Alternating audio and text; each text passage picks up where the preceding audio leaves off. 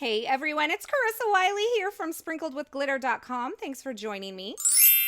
Today I am getting crafty with some Arteza products. You guys know that I have featured some Arteza products on my channel in the past. I'll be sure to link that video here. And Arteza was kind enough to send me some more arts and craft supplies to try out, and I am going to try them out and create some Brayered acetate backgrounds today using the Arteza acrylic pins, and I thought those were so much fun. I'm going to give you a look at everything that they sent me, starting out with the 60 set of acrylic paints. Now these are tube paints. They are acrylic paints in 60 beautiful colors. They actually sent these to me for my daughter, and my daughter is an artist. She is very talented. She has used the Arteza products in the past that I have purchased for her, and she absolutely loves these acrylic paints. She says she loves the consistency, the colors, and she gets great results with them.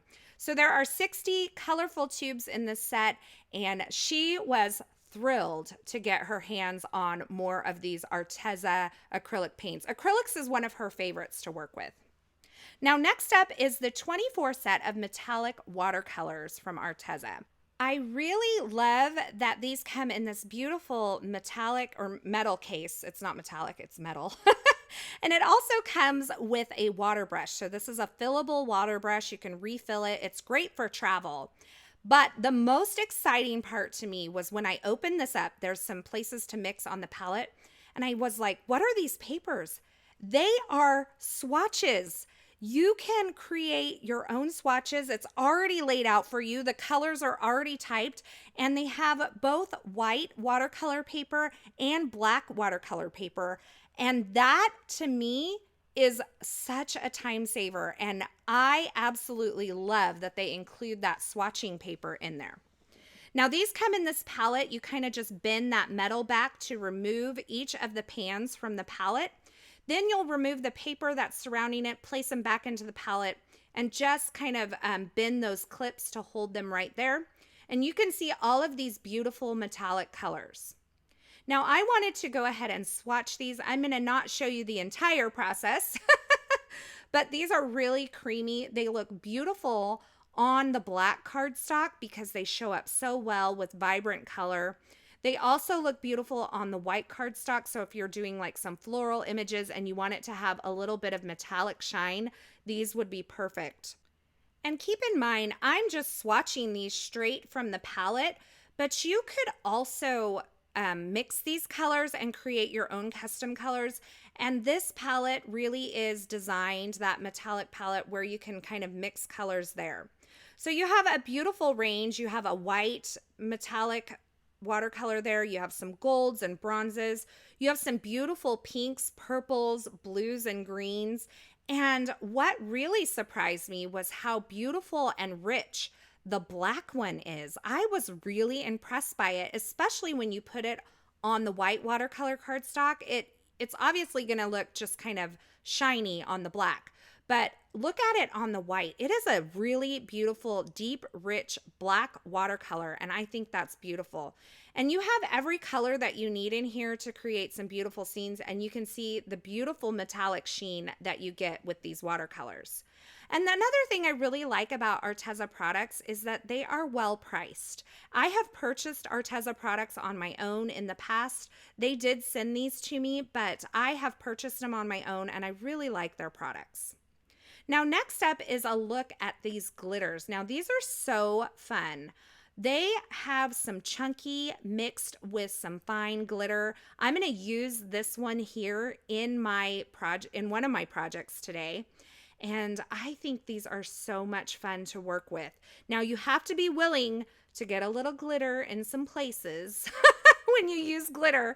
But you know me, I don't mind that at all. Now, next up are the Arteza acrylic paint pens. Now, the thing that caught my eye about these acrylic pens is that you can really use them on a variety of surfaces. Now, these paint pens come with tweezers and some spare nibs so that you can change them out if you need to. I believe there's some finer nibs and some bullet nibs. The bullet nibs are what come in the pen. And I really wanted to play with these today and create some fun backgrounds on acetate. And that's the great part about the acrylic pens is, like I mentioned before, you can use them on so many surfaces. I've pulled out some colors that I thought I might enjoy trying out, and I'm just going to get these shaken up because you need to shake them really well before you use them. You need to get them all shook. And then you need to prime them. And the way that you prime them is you just take the marker and press the tip onto some cardstock or paper to get that paint flowing down into the tip. There are many different types of paint pens and markers that kind of require you to prime them that first time. And so you can see me here just swatching out a few of the different colors that come in this set. I'm also going to swatch out the metallics that come in this set, which are the silver and gold. They're very beautiful. There is a black and a white, which is very helpful. I'm going to use both of those today. And I just thought I'd give you a look at some of my favorite colors from the set before I get into creating. So here we go. Let's get making a card. I'm going to start out with some acetate, and I'm just cutting it down to about 4 1/4 by 5.5 inches. That's the size of a standard A2 size card. And these Brayered backgrounds are very easy to create, and they look really cool, kind of popped up over a card base, because they give you, almost like Vellum does, a very ethereal look. But this is see-through, and it will have these beautiful colors. Now onto my acrylic, I just took 3 markers that kind of go together and scribbled them on there. And then I took my brayer and just kind of brayered over the top to mix and blend those colors. And I'm left with this really cool piece of acetate that has an almost, it's kind of opaque, but kind of translucent area of color. Just a really cool abstract art-like background. And I'm going to turn these into cards in just a little bit. But I thought I would show you kind of my process of playing with these. I kind of blended those colors together, got a little bit of the paint onto that tip. It didn't ruin it. I just scribbled it off onto my scratch paper. And like I mentioned, I'm going over with that brayer. Now this one, I wanted more color, so I decided to go back in with my markers, scribble them on there, and try to brayer again. This actually did not work. And that's why I left it in there, because it didn't work to go back once the paint was dry and add more color with the markers, because it was kind of eating away at the paint that was already there. Now keep in mind, this is an acrylic paint pen. So this technique would also work with that 60 set of acrylic paints that I showed you earlier. You would just add little dollops of the paint onto the acetate, blend them out with a brayer. It's super fast and easy to do. And you could get that same look. In fact, you might get a little more coverage if you did it that way. But I thought the pens were a clean, easy, no mess way of doing it. Now, the brayer did get a little messy, but I just ran it under some warm water, used a little soap and cleaned it up. It is stained, but that doesn't bother me.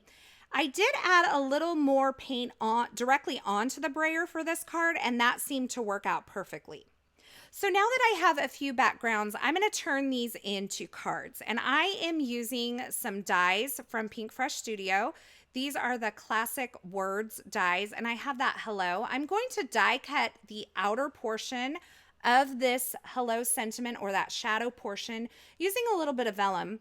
And then the word portion, I actually die cut using some of the Arteza holographic vinyl. It is so beautiful, and I've used this in a project before. I actually have it on my Hydro Flask water bottle. I die cut and stamped on it to kind of customize my water bottle because it looked like somebody else's at work, and now it does not. And then I die cut that word sentiment a few more times from some plain white cardstock, and I'm going to add that onto the shadow piece, and I'm going to stack up these dies to create some dimension. So I've added one layer, and I'm taking the second layer, adding a little bit of liquid adhesive onto the back of it, and I'm going to stack it right on top of that hello that's already onto the background. Then I'm going to take a third layer and do that again. Once again, this is just an easy way to build dimension on a really intricate die. I wouldn't want to try to put foam adhesive behind this, especially on the front of the card. It would be difficult to do. If you want to do it that way, I think you should, but this is the way I chose to do it today. So once I get that third layer on there, you're gonna see I actually use my fingers to kind of push and pinch the dies together to make sure they're all lined up properly. And I'm gonna top off this stack with that die cut holographic vinyl sentiment, and it's gonna make it shine. And the thing that is so beautiful about this is it will change kind of colors based on the angle that you look at it. It's really beautiful.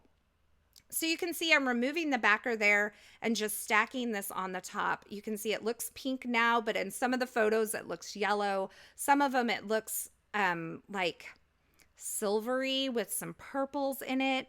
It's absolutely beautiful. It reminds me of a unicorn, quite honestly. And in order to adhere this onto my card front, you can see I have my acetate background there. I am gonna flip this over and add some foam adhesive to the back. Now, the vellum helps me to disguise the foam adhesive a little bit better, so I'm not too concerned about it showing, but I did play with the different backgrounds here to see if I liked a different, like a more intense background better. I really love this really soft and subtle background that I had on there first, and that's the one I decided to use. Now I have an A2 size top folding card base here made of some heavyweight cardstock, and I'm adding a little bit of liquid adhesive along the bottom. I'm going to add some of that glitter that's going to peek from behind this acetate piece. So because this acetate is see-through and I don't have a very thick layer of acrylic paint on here, you'll be able to see this glitter kind of shimmering through that acetate card front piece. So now I have this beautiful chunky glitter from Arteza. I'm adding it onto that liquid glue that I applied to my card base, and I'm going to tap off the excess, and you can see, look how beautiful that is. It looks really great with all of the pinks that I have going on the front of my card as well. So once I funnel the glitter back into the container, it's time for me to put this together. I'm removing the backer from the foam adhesive that I put on the back of my die cut kind of arrangement here, and I'm placing that directly onto my acetate piece. And then I'm going to flip the acetate over and hide some more foam adhesive behind the sentiment here. And I'm going to place and adhere this acetate onto my card base using just that layer of foam adhesive that's hidden behind my sentiment. And I'm kind of tipping it up here in the light so that you can see all the various dimensions and see that glitter kind of peeking out from that acetate piece. I think it's so much fun. I did finish this card off by adding a couple of strips, one of some pattern paper and another of some black cardstock, just to add a little bit of contrast to this card. Now for the second card, I am using that same die set from Pinkfresh Studio, and I'm using this bolder background that I created. I'm adding this on using a little bit of foam adhesive to my acetate piece. And I don't know if you can see it really well there, but I also have a piece of black and white pattern paper layered behind my acetate. Now, just to add some embellishment to this acetate piece, I decided to draw on some hearts using the black acrylic pen here. I'm just putting a few of them onto the card front, and that adds another element of like embellishment and also a little bit of shine because these dry just a tad bit shiny.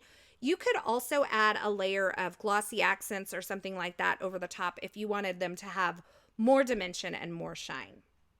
Now for my third and final card project today, I thought it would be fun to create a window card. So I have an A2 size top folding card base, and I'm die cutting a rectangle from the center of that. And I'm going to use the same rectangle later on to create a card frame to kind of hide my adhesive on the inside of this card. So you're going to see me do that here. This piece of cardstock measures about 4 inches by 5 1/4 inches, but I'm going to cut it down even more. I've die cut that same rectangle from the center of it. And this, like I said, is just to help me hide adhesive on the inside of the card. So I'm going to take that piece of acetate that I have brayered that acrylic paint on, and I'm going to adhere it to the back side of this frame. Then I'm going to take and I'm going to add some liquid adhesive around the frame that is cut on my card base. So this is the inside of the card here. I'm just adding just a little bit of liquid adhesive, and I'm going to adhere this on with the acetate sandwiched between that frame and the card base so that all of my adhesive is hidden And I have this really cool Brayered acetate window on the front of my card. Now I finished this card off by adding a stacked up die cut thank you sentiment and adding a small delicate frame die cut from that iridescent holographic vinyl that I used earlier that's also available from Arteza. And that finishes off my 3 cards today, featuring some really cool Brayered acetate backgrounds and some products from Arteza. I had a great time exploring these acrylic paint pens, and I can't wait to do more with them. I think it's going to be fun to try them out on different surfaces. And I love the abstract, really beautiful results you get by just kind of scribbling them on there and running your brayer over the top. I think it's a lot of fun. As always, I will have links to the featured products used in these projects in the description at YouTube. So if you're looking for something in particular, be sure to check there. Or you can head on over to my blog at sprinkledwithglitter.com. Over there, I'll have more still shots, more information, and a complete list of supplies. And I'll be sure to link that in the YouTube description for you as well. As always, thanks so much for stopping by. Thanks for watching. I hope you enjoyed this video. If you did, be sure to give it a thumbs up and don't forget to subscribe and turn on the notifications here on my YouTube channel so you won't miss any of my paper crafting and card making video tutorials. Once again, thanks so much for hanging out with me today. Thanks for watching, and until next time, I hope you have a fabulous day.